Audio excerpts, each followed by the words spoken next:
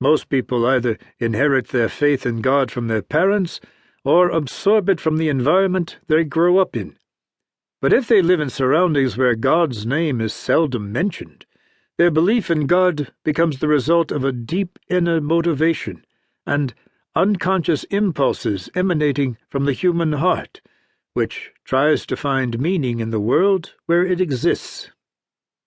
Meeting in different countries around the world with young people from the former Soviet Union who have chosen the Orthodox Jewish lifestyle, I have asked them time and time again what exactly made them break away from their conventional lives, from the norms of the secular society they had been familiar with from childhood.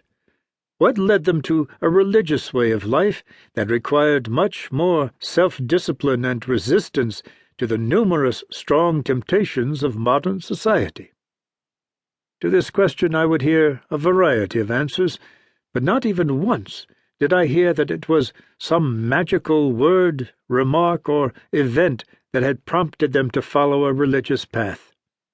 That led me to think that in most cases, people decided to observe the centuries-old Jewish traditions for the rest of their lives not because of some special turning point, but because they needed to fill a spiritual void.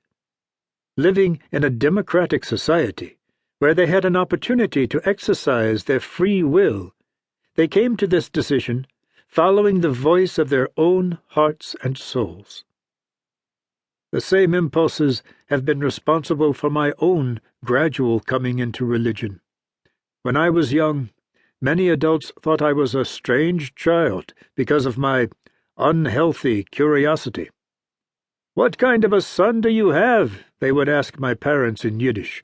"Other children act like children, while he is interested in strange, useless nonsense. Is he sick or what?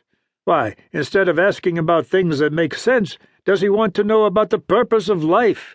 Is he a bissele meshuggah? Gut soll upiten? A little crazy, God forbid?" And indeed, I never ceased to wonder why human beings, including myself, were given the gift of life. To my questions about the purpose of existence, adults first answered with a sympathetic and understanding smile, as if I suffered from some inherent mental defect, and then politely but firmly told me not to disturb them with such stupid questions in the future. "Why stupid?" I would object.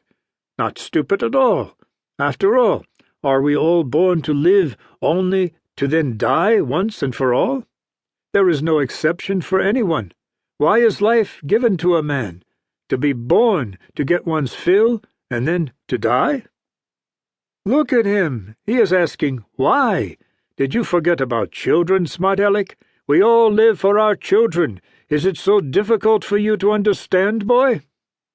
But in that case, for example, what do childless people live for? Velvel, my name in Yiddish, people live to contribute to progress, so that those who live after them can use what they have created and remember them for their good deeds. Yes, but all the people who have died, those whom we knew well, they were quite ordinary and did not create anything special in their lives. Their only concern while they were alive was providing enough food to support their families. These people who had children or were childless, some good and some not so good, they are remembered by their families and friends for a relatively short time after their death, for months or for years, but with time the memories left by them become more and more vague, and eventually the people are completely forgotten. So please, answer me at least one question. Why did these people live, labor, go to work? What is the purpose of my life and of yours?